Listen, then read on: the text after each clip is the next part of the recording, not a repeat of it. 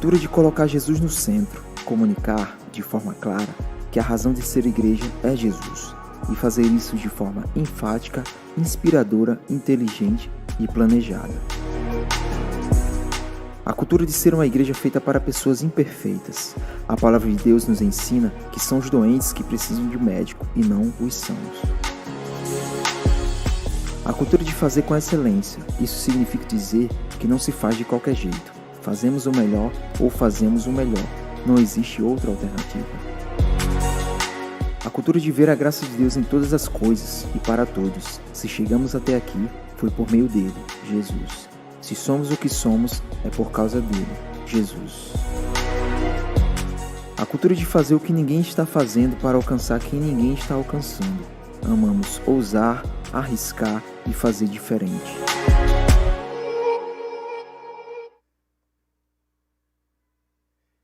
Queridos, primeiro você que veio, você que saiu da sua casa para estar aqui conosco, meu muito obrigado, boa noite para você, que Deus te abençoe, que a palavra de Deus hoje encontre um espaço muito especial no seu coração, amém? Esse é o meu desejo.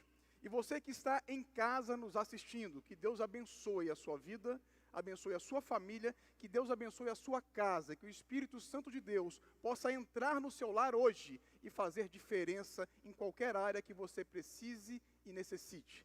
Que Deus abençoe todos nós essa noite, que o Espírito Santo fale ao nosso coração, fale à nossa vida, e que nós possamos sair daqui tocados por este Espírito, modificados por esse Espírito, amém? Esse é o meu desejo, essa é a minha oração sincera ao Senhor essa noite. Eu queria identificar agora aquelas pessoas que estão nos visitando aqui, você que nos visita, não importa quantas vezes você já veio aqui, mas você que é visitante, não conhece as nossas células e tem vindo à semente para conhecer, enfim, queria identificar você porque eu quero dar essa lembrança para você. Se você já recebeu ela, ok, não precisa, mas se você ainda não teve a oportunidade de receber essa lembrança, você está perdendo algo muito especial que está aqui dentro para você, e eu não vou dizer para gerar curiosidade, ok? Mas você vai gostar do que está aqui. Levanta a mão para mim, você que está nos visitando aqui essa noite, fique com a sua mão, amém, glória a Deus. Nós temos várias pessoas ali, ó, várias pessoas mesmo, pessoas do lado de cá também, glória a Deus, meus irmãos. Você fica com a mão levantada, viu? Até que você receba essa colinha. Você que saiu da sua casa para vir até aqui, eu quero que vocês saibam que a sua presença nos honra muito, nos honra bastante, sobremaneira. Que você tenha uma experiência incrível aqui conosco essa noite. Amém? Valeu. Hoje nós vamos falar de vivendo com autenticidade. Vivendo com autenticidade. Para começar, eu já quero pedir para lançar o conceito aí no telão. Nós levantamos um conceito, e olha que conceito bacana tem esse termo. É óbvio que, falando assim, de certa forma, todo mundo sabe o que é autenticidade, todo mundo sabe o que é ser autêntico, né? Autêntico é aquilo que é original, não é falsificado, né? Mas vamos conceituar, ó. Autêntico significa verdadeiro, legítimo e genuíno. É um adjetivo que caracteriza aquilo que não deixa dúvidas, em que há autenticidade, que não é falso, que é real, positivo. A expressão ser autêntico significa ter um comportamento natural, genuíno, próprio. Amém? Isso é ser autêntico. E o convite hoje é ter uma vida autêntica, viver com autenticidade. Para isso eu vou usar a vida do profeta Micaías. Não sei se todos vocês conhecem, mas foi um homem muito importante na Bíblia. Está lá em 1 Reis, capítulo 22. Você pode abrir a sua Bíblia lá. O texto vai aparecer no telão também daqui a pouco.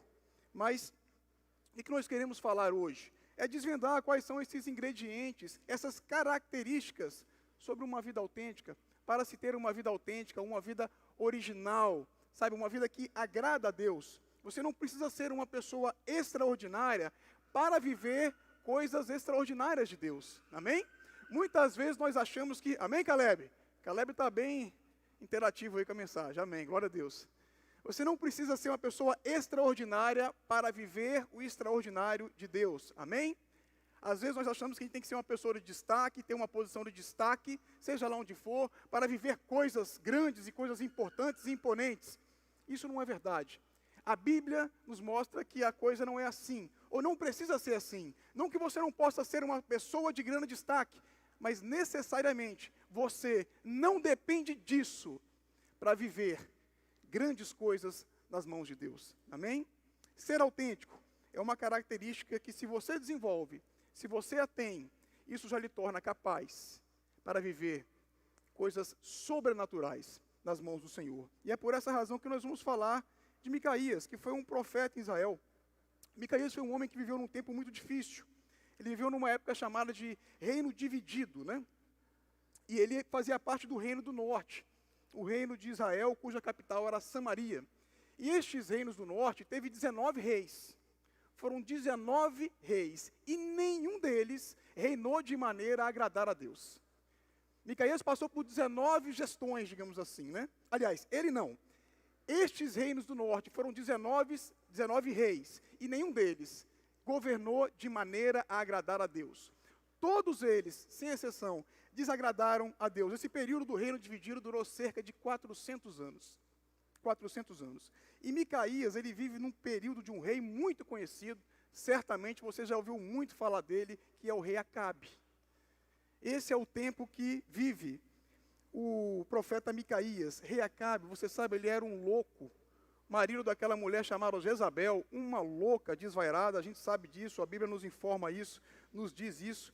É aquele período que existe aquela batalha no Monte Carmelo entre o profeta Elias e os profetas de Baal, que eles são todos derrotados. Enfim, é aquele tempo, aquela época, rei Acabe. Interessante, quando termina essa batalha do Monte Carmelo, depois as pessoas vão para o palácio do rei festejar, e Elias, o profeta em questão ali, ele não vai para o palácio do rei festejar a vitória, digamos assim, que foi dada por Deus na ocasião. E ele não vai por quê?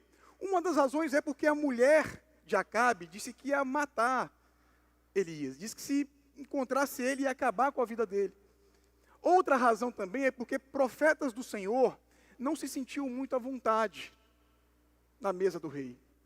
Eles não se sentiam muito bem na mesa do rei, eles não sentiam ambiente na mesa do rei, sabe? Eles não concordavam muito com posturas, ações e atitudes do rei.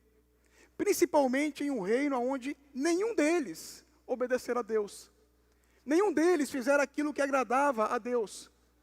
E Elias, ele se posicionava totalmente contrário àquilo que acontecia em termos de gestão, em termos de política dos reinos na época. A grande verdade é que profetas de Deus, eles não eram guardados nos bolsos dos reis. Eles não tinham compromisso, eles não tinham rabo preso com os reis. Eram pessoas autênticas, eram homens autênticos. Eles não faziam questão de aplausos, eles não faziam questão de serem elogiados, lisonjeados. Eles queriam apenas fazer a vontade de Deus. Assim foi com Elias, assim também foi com Micaías, um grande profeta. Muitos profetas de Israel, eles tiveram as suas profecias registradas em texto, muitos deles. Mas Micaías não foi um profeta desse. Ele não teve as suas profecias registradas aqui em texto. Mas ele foi muito importante, ele foi muito relevante na história de Israel. E 1 Reis 22, esse texto, esse capítulo que eu pedi para vocês abrirem, conta um pouco da história do profeta Micaías.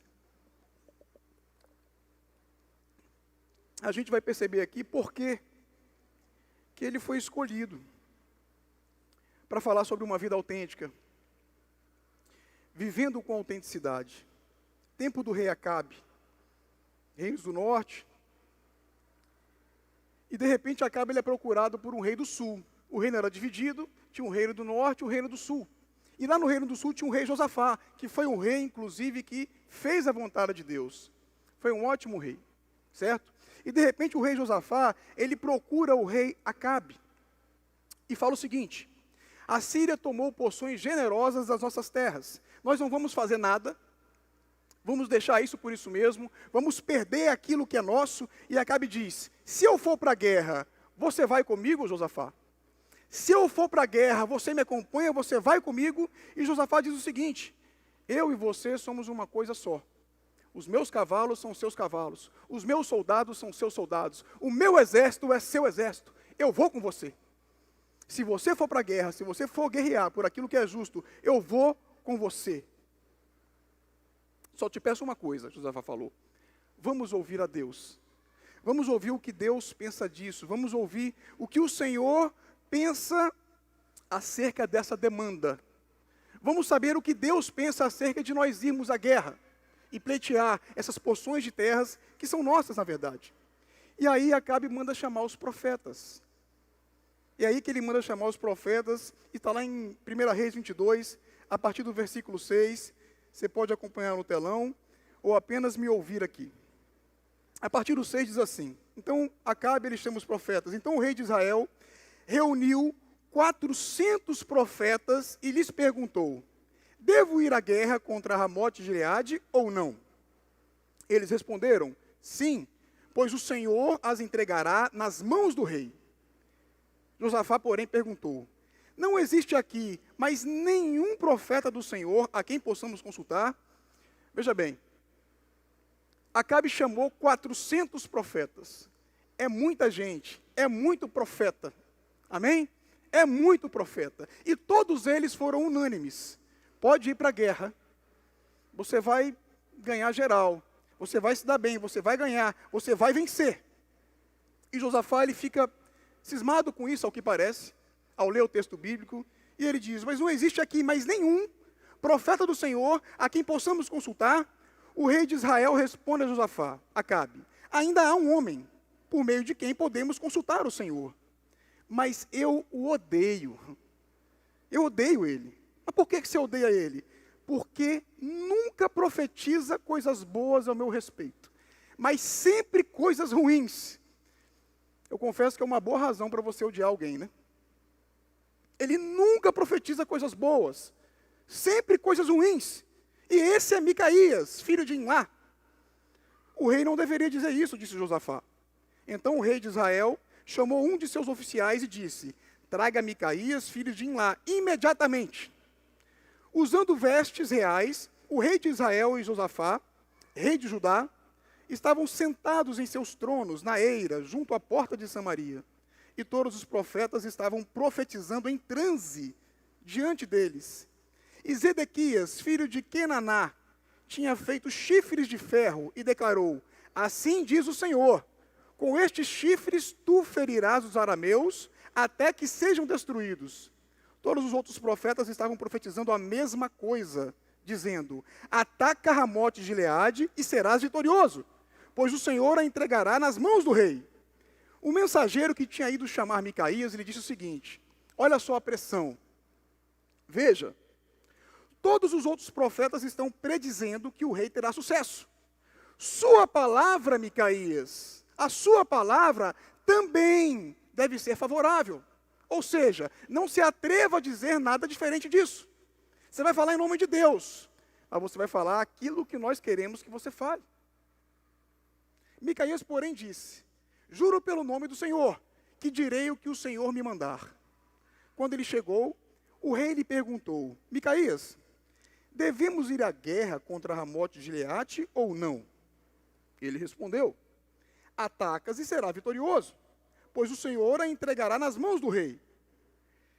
E aí acontece algo muito curioso, que o rei diz para ele o seguinte, depois de ouvir isso, o rei diz o seguinte para ele: quantas vezes devo fazer você jurar que irá me dizer somente a verdade em nome do Senhor? Micaías, ele não só não acredita, como ele sabe, Acabe não só não acredita, como também ele sabe que aquela informação, naquele momento, não estava vindo da parte de Deus. Afinal de contas, Micaías era o profeta que, segundo ele, só profetizava coisas ruins para ele. E ali estava Micaías, sendo pressionado. E aí, Acabe faz essa colocação: quantas vezes eu devo dizer para você, só me falar a verdade? Só me falar aquilo que o Senhor mandou você falar. Imagine, queridos, um diálogo entre os dois. Ali, Acabe e Micaías. E Micaías talvez diria para ele o seguinte: o que adianta eu te falar a verdade? O que adianta eu falar para você a verdade? Você vai me perguntar quantas vezes você quiser, você não quer ouvir a verdade. Quantas vezes eu te falei a verdade e adiantou alguma vez? Olha a fama que eu tenho contigo, rei. Você me trata como uma pessoa que só profetiza coisa ruim para você. Você me trata como uma pessoa que só fala aquilo que é mal, que só fala aquilo que é ruim. Você não quer ouvir a verdade. Essa é a sua verdade, rei Acabe. Você não quer ouvir a voz de Deus. Você não é do tipo de rei que gosta de ouvir profeta de Deus. Você é do tipo de rei que gosta de ouvir profetas que falem o que você quer ouvir. Amém?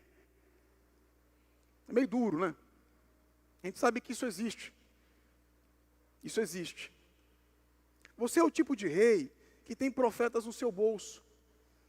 Você é o tipo de rei que tem já decidido o que você quer fazer. E você chama só aquelas pessoas que estão do seu lado para falar aquilo que você quer ouvir.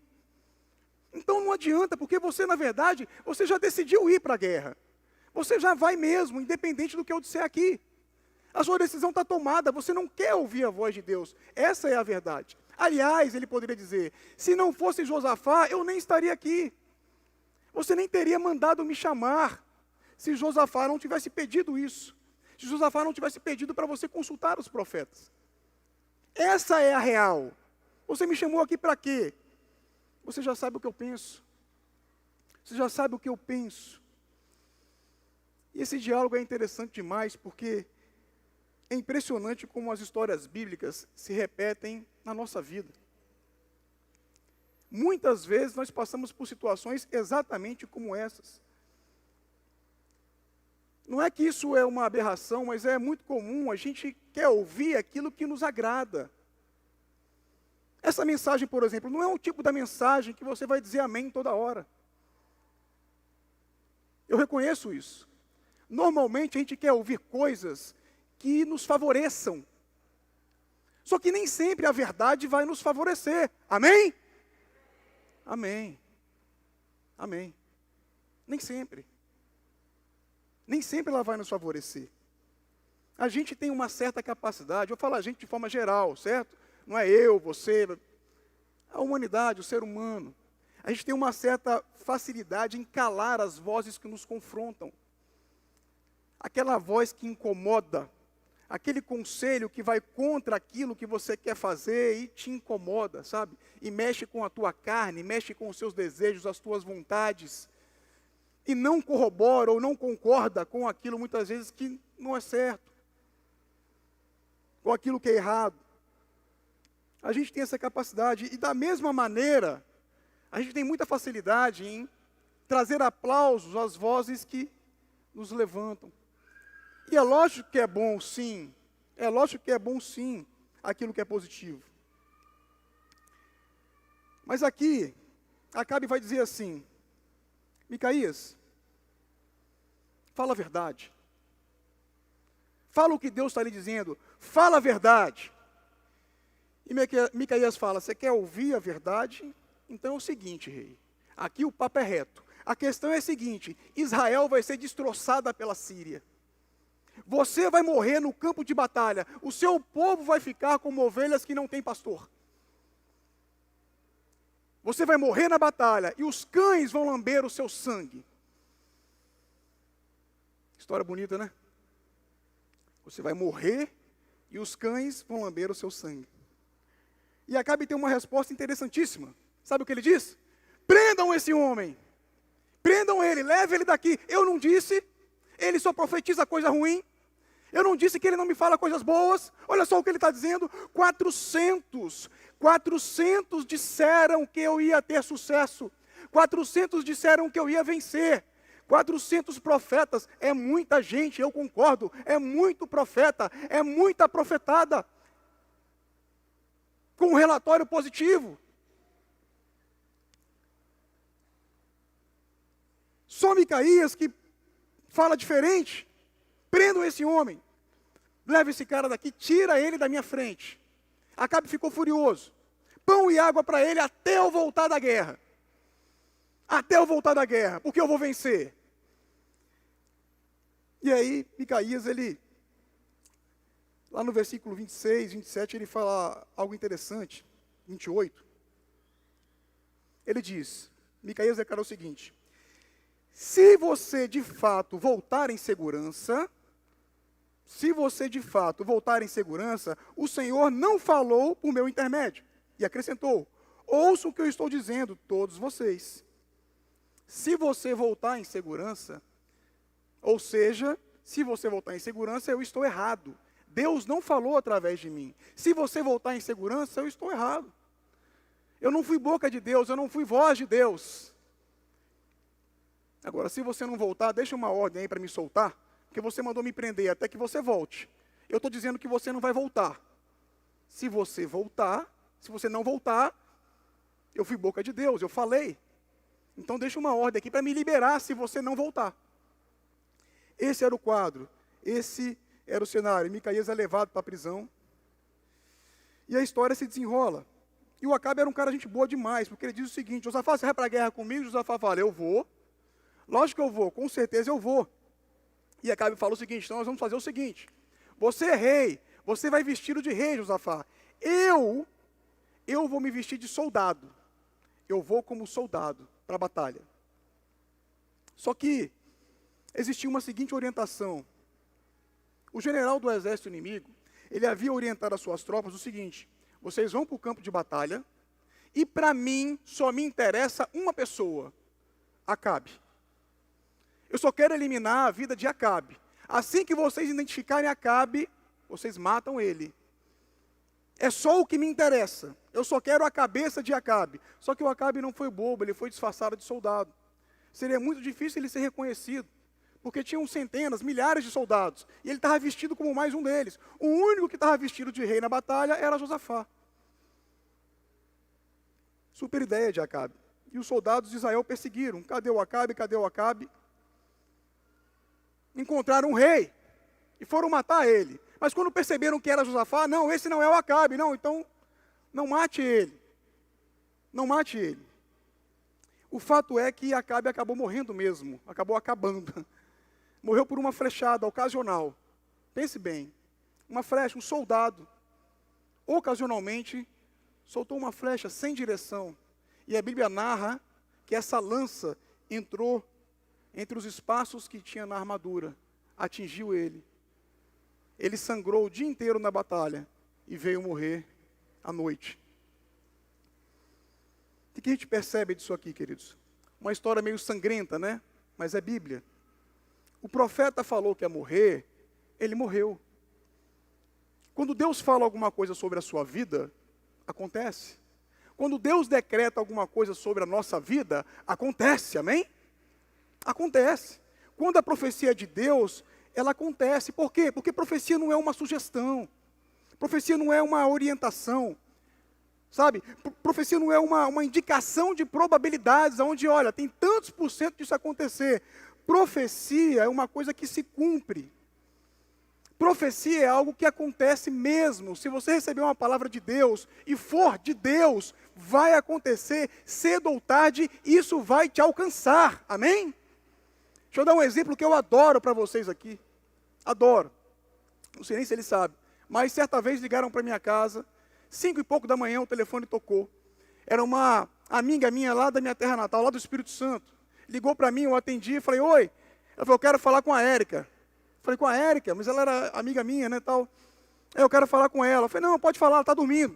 Aí a Érica ouviu, acordou, eu passei o telefone. E ela liberou uma palavra sobre a vida de Érica na época, e a palavra era a seguinte: Deus manda dizer que Ele está abrindo a sua madre. Ele vai lhe dar um filho. E essa criança vai ser um menino. Ela falou mais coisas também, acerca da questão estética. Falou que ia ser um garotão muito bonito. E aí ela falou algo que eu, assim, até hoje eu tenho um certo conflito com isso, que ela falou bem assim: ele será mais bonito que o pai. E talvez aí não tenha sido a voz de Deus, amém? Mas, queridos, foi exatamente assim. Foi exatamente desse jeito. O que eu pensei? Você está grávida. Érica, você está grávida, você está grávida, você está grávida, está grávida, você está grávida. E Érica, naquela calmaria dela, ela, amém, amém, amém. E conseguiu voltar a dormir. Eu fico louco com isso. Você está grávida, você está grávida. Ela, vou dormir. Queridos, aí, né, passou pouco tempo, né, achamos que ela estava grávida. Vamos fazer o teste, não estava. Falei, está vendo? Eu altamente imaturo, muito mais do que hoje, muito mais. Falei, está vendo aí, ó, está vendo? Você está vendo? Olha só. A gente foi acreditar, fica gerando expectativa, olha aí. Passou mais um tempinho, esquecemos. De repente, a Érica me liga, eu estou no trabalho. Estou grávida. Falei, nossa. Aí vem de novo na mente, né? Será que é menino? Enfim, passou mais um tempo, fomos fazer saber, né, o sexo do bebê. Era menino, era um menino, é um menino, amém? E aí o menino nasceu, uma bola branca, linda, do jeito que ela falou que ia ser. Não por ser branco, amém? De maneira nenhuma, mas do jeito que ela falou que ia ser. O menino nasceu bonitão, só o pai mesmo para achar um filho bonito assim que nasce, amém? Ele era bonitão até hoje, até hoje. Queridos, profecia, quando Deus decreta algo sobre a sua vida, vai acontecer. Amém? Vai acontecer. Não tem chance de não acontecer. E eu creio que essa história, ela nos ensina aqui para a gente viver de maneira a honrar a Deus, ou seja, ter uma vida autêntica, nós temos que pagar o preço. É o preço da autenticidade. E o que eu quero dizer por autenticidade? Pagar esse preço. É viver à luz da nossa própria consciência diante de Deus. De que maneira? Viver de modo a assumir as nossas responsabilidades. Não terceirizar, mas viver de modo a assumir quem somos diante de Deus. Quem você realmente é. Nós temos 3 personagens nessa história.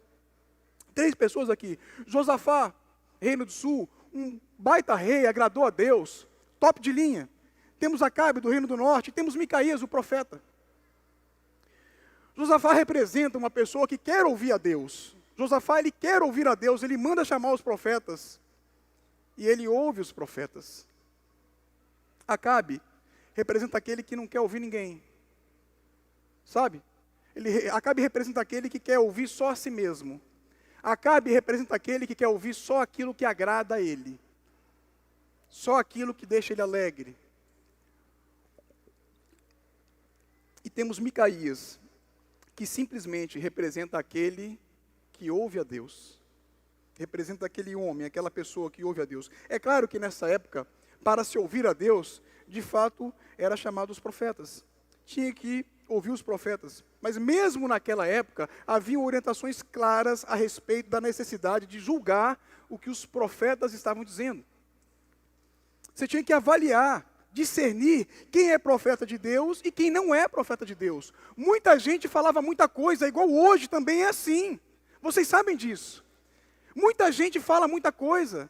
Muita gente fala em nome de Deus. O fato é que nem todo mundo está falando em nome de Deus, mesmo dizendo que está. Isso ainda acontece hoje. Quem é profeta vendido para o rei, ou quem é profeta fiel a Deus? Acabe, ele estava satisfeito com 400 profetas vendidos para o rei. E quando um profeta fiel a Deus se levanta, ele fica furioso. Furioso. Os falsos profetas naquela época em Israel, eles eram punidos com a morte. Você imagina se isso acontecesse hoje em dia?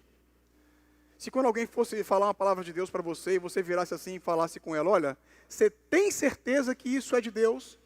Você tem certeza que você está falando em nome de Deus? Porque se não for, eu vou te levar para a praça de Parnamirim, lá, em frente à igreja, e vou te apedrejar. Vou matar você apedrejado. Era o que acontecia naquela época. Talvez as pessoas iam dizer assim, não, peraí, deixa eu orar mais um pouquinho então. Pode ser que Deus tenha se confundido naquilo que Ele me disse, eu vou orar mais um pouquinho, e aí eu volto aqui e te falo. Muita meninice acabaria, talvez se assim fosse. Mas a questão aqui é a autenticidade. E nós não podemos terceirizar as nossas responsabilidades à vida dos profetas. Amém? A vida das pessoas. Queridos, alguns profetas falam da parte de Deus, mas nem todos. Nem todos. Paulo diz lá em Coríntios 12, e seguindo, fala sobre os dons, e lá no 14 ele nos orienta a isso. Avalie o que você está ouvindo. Avalie se é Deus. julgue as profecias, preste atenção se combina, se corrobora com aquilo que está na palavra. Porque você lê a palavra e você sabe. Amém? Dá para saber, mas avalie. Cuidado para não se machucar. Cuidado para não se ferir. E depois colocar a culpa disso em alguém. Em outra pessoa.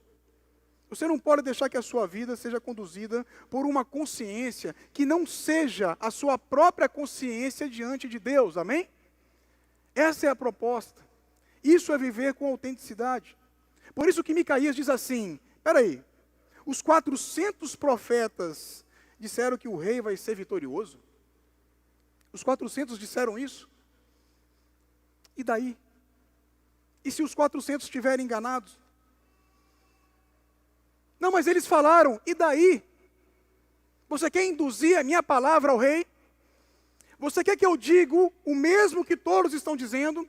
Você quer que eu faça o mesmo que todos estão fazendo? É isso? Você quer me induzir a isso? Você quer me obrigar a isso? Eu vou ouvir a Deus. Importa para mim ouvir a Deus. Ah, mas os 400 já falaram. Pois os 400 podem estar enganados. Os 400 podem estar errados. Eu vou ouvir a Deus. Mas eles foram unânimes, disseram a mesma coisa. Mas eu conheço esses caras. Eles estão todos aqui, no bolso do rei. Eles só falam aquilo que o rei quer ouvir. Eles não falam aquilo que Deus está dizendo. O fato é que eu não decido a minha vida baseado no que os 400 profetas disseram. Eu vou ouvir a Deus. Essa foi a posição de Micaías. Eu vou ouvir a voz de Deus. E se quando eu ouvir a Deus, Deus falar comigo a mesma coisa que ele disse para os 400, glória a Deus. Amém, glória a Deus, vai ser ótimo. Mas pode ser que Deus fale diferente. Pode ser que a palavra seja outra. Pode ser que ele não concorde com os 400. E eu não vou dizer nada, exceto daquilo que Deus falou para mim. Eu não vou ser induzido. Não venha me sugerir o que eu tenho que dizer. Não venha me sugerir como eu tenho que fazer. Eu não tomo decisões baseado no que os profetas falaram. Eu tomo decisões baseado no que Deus me disse. Eu tomo decisões baseado no que Deus me falou. Lembre bem, Josafá, eu decido o que Deus falou para os profetas. Quando é profeta de Deus, amém. Acabe, eu não preciso falar com Deus. Eu não preciso falar com os profetas, eu não preciso falar com ninguém. Eu me basto, eu sou o rei. Eu tenho experiência de vida. Eu já passei e vivi por muitas coisas, eu não preciso ouvir muita gente, eu tenho muita bagagem. Eu sou formado, eu sou PhD. Eu tenho muita informação. Acabe era uma pessoa que vivia dentro dos limites da própria razão. Era aquilo que ele entendia. Acabe era prepotente. Sabe, aquela pessoa prepotente. Josafá era um pouco infantil, talvez, imaturo. E Micaías era aquele cara autêntico. Sabe, autêntico, maduro, experiente. Ok, eu vou ouvir os profetas, eu vou ouvir o que eles têm a dizer. Com certeza. Agora, eu vou lá no meu quarto, eu vou colocar o joelho no chão, e vou perguntar a Deus o que Ele tem para me dizer. Eu preciso ouvir a voz de Deus, eu preciso saber, Deus precisa trazer paz ao meu coração. E eu tenho acesso, eu tenho um caminho para me conectar com Ele, amém? É óbvio que é importante você ouvir opiniões, eu diria até que é necessário. Mas nós tomamos as nossas decisões em conjunto. E dentro desse conjunto, o principal peso, a principal voz é a voz de Deus. Ainda que essa voz, este Espírito, lhe contrarie. Ainda que ele coloque no seu coração algo diferente daquilo que você gostaria, ou daquilo que você queria fazer, ainda assim, essa é a voz principal. Essa é a voz mais importante que você deve ouvir. Sem arrogância, sem decidir como já soubéssemos de tudo, mas também sem a irresponsabilidade de transferir aquilo que vamos fazer para terceiros, para outras pessoas.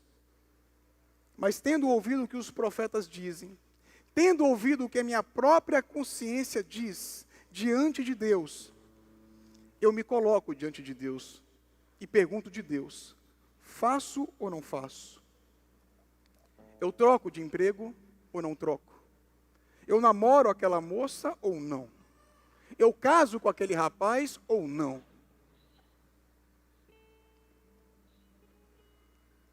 O que eu faço, Senhor? Eu consultei os profetas, eu consultei as pessoas que eu confio, sabe, as pessoas do meu convívio, as pessoas que querem meu bem, as pessoas que me amam, as pessoas centradas, as pessoas responsáveis que eu conheço, que eu valorizo, que caminham com elas, eu conversei.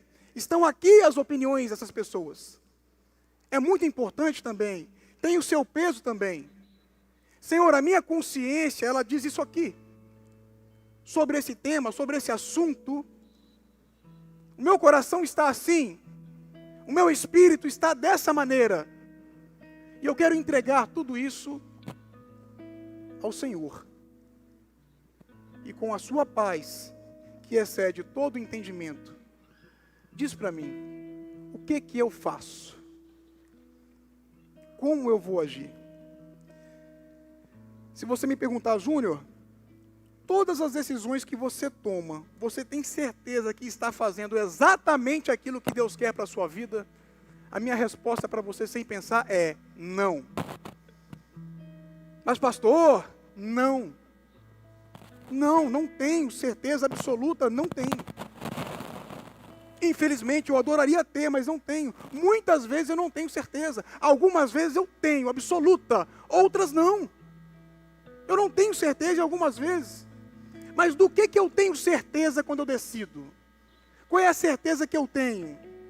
É acreditar que aquela é a vontade de Deus para a minha vida. Sabendo, de maneira bem responsável, que existe uma diferença entre aquilo que eu acho que é a vontade de Deus e o que de fato é a vontade de Deus. Amém? E eu posso me enganar. Nós podemos nos enganar. Mas que alternativa nós temos? Que alternativa eu tenho? Decidir pelo que as pessoas acham? Decidir por apenas aquilo que eu acho? Eu tenho que decidir pela luz daquilo que eu acredito que é a vontade de Deus. É assim que nós tomamos decisões maduras, é assim que nós tomamos decisões autênticas. Eu não posso decidir pelo que os outros acham. Porém, também eu não posso deixar de ouvir as pessoas que me amam, as pessoas que querem meu bem, as pessoas que caminham comigo. Porque se eu deixar também de ouvir os conselheiros, os bons conselheiros, eu perco os critérios. Eu fico sem como comparar. Eu fico só com a minha opinião, uma única opinião. Então eu não sei, eu não enxergo o outro lado. Eu só vejo um lado. E fica muito difícil decidir assim. Quase impossível tomar uma boa decisão assim. Então eu ouço sim. Eu ouço a minha esposa em tudo que eu vou fazer. Inclusive, fica essa dica, maridos, ouçam vossas esposas, amém? Foi as mulheres que disseram, hein? Maridos, ouçam vossas esposas, amém? Glória a Deus. Que isso seja uma verdade na sua vida.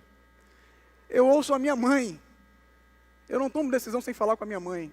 Ela está velhinha, está lá em Linhares, e eu sempre ligo para ela. Eu ouço meu pastor, meu líder. Eu ouço amigos. Sabe, eu ouço opiniões. Eu só não posso terceirizar a decisão. Amém? Eu só não posso terceirizar aquilo que compete a mim. À luz da minha consciência diante de Deus. Isso é autenticidade. Isso é responsabilidade. Amém? Isso não pode ser terceirizado. De maneira nenhuma. De maneira nenhuma. Quando você se levanta e diz, tomei uma decisão, e alguém te perguntar, mas por que você decidiu isso? Porque eu me coloquei diante de Deus. Eu me coloquei diante de Deus. e creio que é isso que Deus quer que eu faça. É essa a decisão que Ele quer que eu tome. E somente Deus e eu sabemos se isso é verdade. Somente eu e Deus sabemos se eu não estou obedecendo às vozes que são convenientes para mim. Somente eu e Deus sabemos se eu não estou confundindo a minha voz com a voz de Deus. Só o tempo vai dizer, ou o resultado da decisão tomada. Amém? Mas qual é o fato? O fato é que nós devemos ser pessoas que encontremos sabedoria na multidão de conselhos. Amém? Isso é bíblico. Há sabedoria na multidão de conselhos, mas que não sacrifica a nossa consciência diante de Deus e não terceiriza as nossas decisões. Vivemos de forma original, de forma autêntica. Isso requer coragem também, muita coragem. Mas pastor, se o que você decidir deu errado, está errado, não é aquilo e tal, e deu tudo errado, eu assumo. Você assume, amém? A gente tem que assumir, porque o que me resta? Colocar na conta de alguém? Colocar o prejuízo na conta dos outros? Eu só posso confiar na minha consciência diante de Deus. E Deus sabe, Ele sabe de mim e sabe das minhas intenções. Sabe o que eu tenho aprendido ao longo da minha vida cristã? Deus abençoa intenções. Sabe por quê? A gente não tem como saber tudo acerca de todos os assuntos. Então a chance de nós decidirmos errado, a chance de nós tomarmos decisões erradas é muito grande. É muito grande. É muito comum até isso acontecer. Mas a sua intenção, aquilo que está no seu coração, só Deus enxerga. Ele conhece o seu coração, Ele conhece as suas intenções, e Ele vai abençoar a intenção do seu coração, ainda que você possa vir a decidir errado, amém? Então, não se preocupe tanto se você decidiu errado, se o mundo cair. Deus está olhando para o nosso coração, Ele está olhando para a sua intenção. É por isso que o salmista diz que a bondade e a misericórdia de Deus nos seguirão todos os dias da nossa vida. Nós dependemos disso, nós precisamos disso, amém? E é por isso que isso está escrito. Se eu ouvir a voz de Deus corretamente, glória a Deus, amém? Se eu tive capacidade de discernir o que Deus me disse, glória a Deus, amém? Agora, se eu não ouvir, se eu entendi errado, se eu agir errado, se eu decidir errado, a bondade e as misericórdias de Deus certamente correrão atrás de você, amém? Receba, é a palavra de Deus. João 10, 27, você pode ficar de pé. João 10, 27, as minhas ovelhas ouvem a minha voz, e eu as conheço, e elas me seguem. Olha bem, as minhas ovelhas conhecem a minha voz, eu as conheço e elas me seguem. Deus, às vezes Ele fala através de sonhos, de visões e de revelações. Isso é verdade, isso acontece. Deus muitas vezes fala através das pessoas, amém? Isso é verdade, dom de profecia existe, é bíblico. E Deus muitas vezes fala através das pessoas. Mas Deus sempre e sempre fala através da sua palavra, amém? Aqui não tem dúvida, não tem erro, não tem falha. Então lembre-se bem disso. Às vezes Deus fala através de sonhos, visões e revelações. Muitas vezes Deus fala através de pessoas, mas sempre Ele fala através da sua palavra. Sempre, todo dia, toda hora. Para viver com autenticidade, nós temos que assumir o ônus das nossas decisões. Nós ainda estamos em janeiro, é o primeiro mês do ano. É o primeiro mês do ano. E você pode assumir esse ônus, se você quiser. O ônus de ser autêntico. Ainda estamos em clima de início de ano. E você pode assumir esse ônus. O ônus de ser autêntico diante de Deus. O ônus de recolher todas as opiniões dos seus amigos, sabe, das pessoas que você confia, das pessoas que você ama e sabe que amam você, levar para o seu quarto, entregá-las a Deus, colocar a sua própria opinião para Deus e ouvir de Deus o que Ele tem para a sua vida todos os dias da sua vida. Amém? Faça esse exercício. Faça esse exercício a partir de hoje. Você pode fazer isso hoje, quando você chegar em casa. Você pode decidir fazer isso hoje. Dessa maneira. Pratique isso. Exercite isso. Você vai acertar sempre? Lógico que não. Você não vai acertar sempre, meu irmão. Mas toda vez que você errar, a bondade e as misericórdias de Deus correrão atrás de vocês. Amém? Deus abençoe.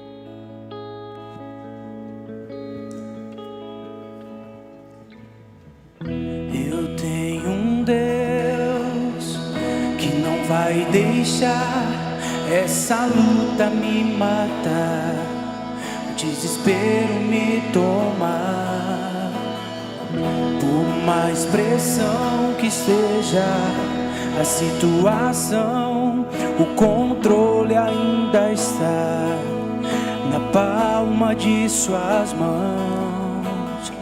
O choro dura uma noite, mas a alegria ela vem pela manhã. Eu creio, eu creio. O choro dura uma noite, mas a alegria ela vem pela manhã. Eu creio, eu creio. Ainda que a figueira não floresça, que não haja fruto na vide, que o produto da oliveira me dá, todavia me alegrarei, todavia me alegrarei, todavia me alegrarei.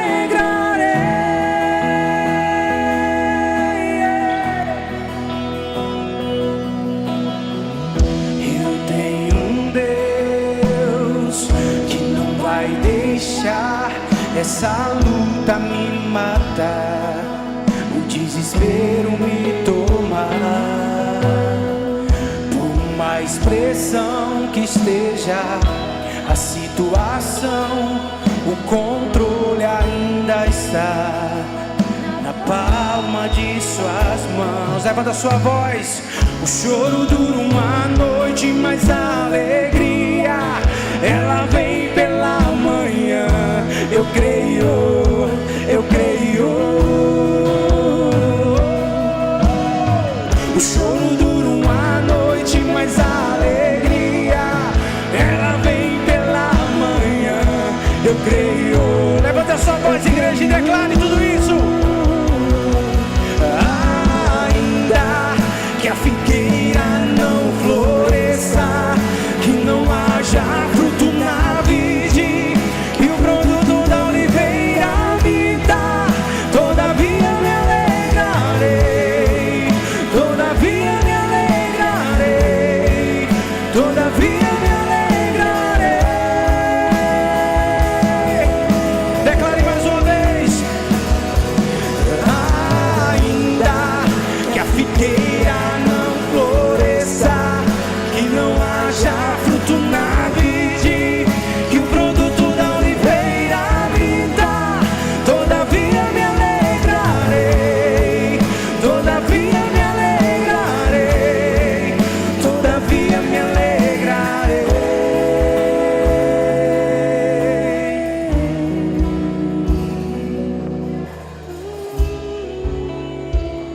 Eu tenho aqui em minhas mãos um cinto.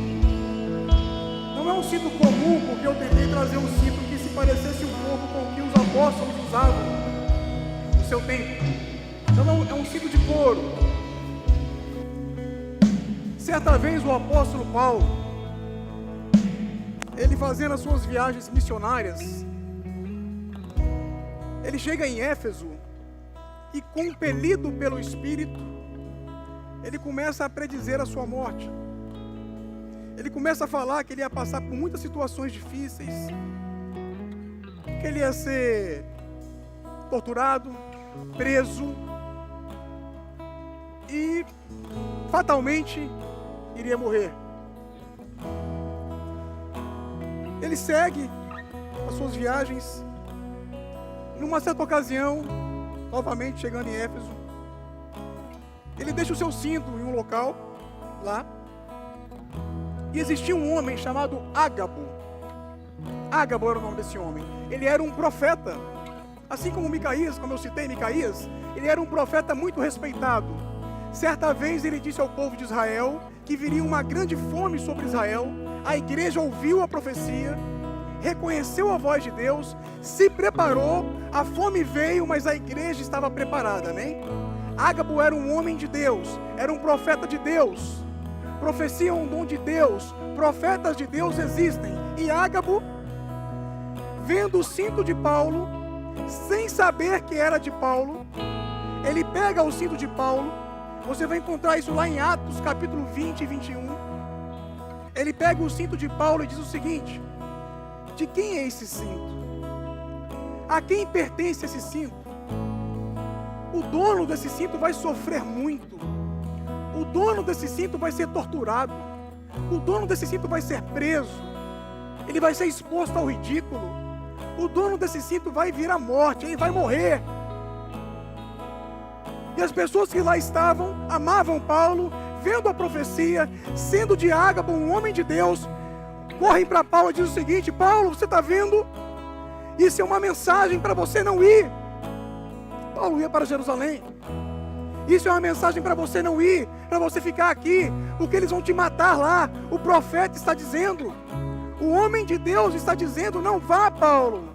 E Paulo vira para as pessoas e diz o seguinte: por que vocês querem me deixar mais triste do que eu já estou? Eu sei que eu vou morrer lá. O Espírito Santo já me disse. O Espírito já testificou. Eu sei que eu vou ser torturado, só que eu estou preparado. Eu estou pronto para fazer a vontade de Deus. Ainda que isso envolva tortura, ainda que isso implique em eu morrer, eu estou pronto para morrer por Deus. Essa foi a posição de Paulo, meu irmão. Eu sei que muitos de vocês aqui amanhã, segunda-feira, tem decisões seríssimas para tomar. Cada um sabe de si, cada um sabe da sua vida, mas certamente tem muita gente aqui sem saber o que vai fazer amanhã. E eu quero dizer uma coisa para você: coloque a sua consciência diante de Deus e decida mediante aquilo que Deus testificar no seu coração.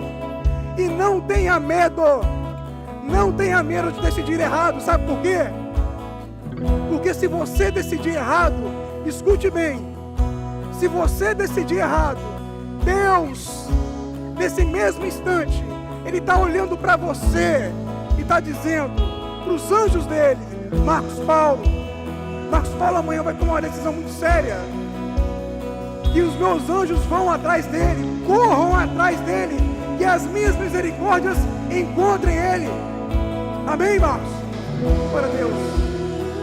Você que eu não sei o teu nome, você que tem uma decisão séria para você tomar amanhã ou essa semana, você que não sabe o que fazer, está com medo do que fazer, Deus nesse mesmo instante, Ele está dando voz de comando aos anjos dele para interceder, para correrem atrás de você, para que as misericórdias dele alcancem você. Amém? A bondade e as misericórdias de Deus correm atrás de nós todos os dias. Será assim amanhã, depois de amanhã e sempre. Coloque as suas decisões à luz da vontade de Deus. Entregue a sua vida a Deus.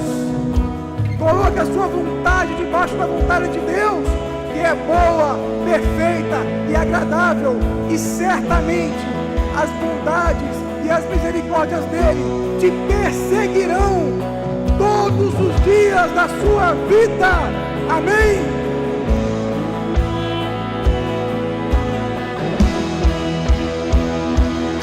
Declare: o choro dura uma noite. O choro dura uma noite, mas a alegria ela vem pela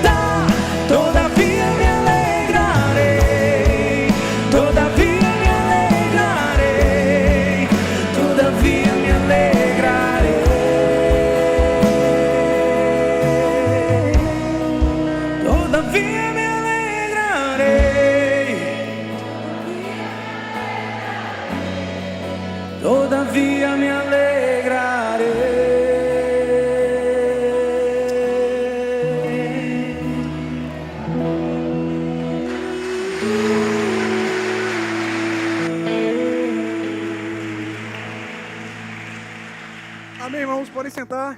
Nós vamos encerrar o culto. Deus abençoe a sua semana, a sua vida, as suas decisões, tudo aquilo que você for fazer, que você tenha uma semana abençoada, independente das batalhas e lutas. Amém? Que Deus esteja com você em todas elas. Não vá embora sem passar pela cantina que está lá fora com tudo de bom para você experimentar e comer. Amém? Não vá embora sem fazer isso. Agora vamos orar e encerrar o culto. Amado Deus, nós queremos te agradecer, Pai, pela tua palavra, que é maravilhosa, Pai. Queremos te agradecer pelo teu amor, pelo teu cuidado para conosco, Senhor.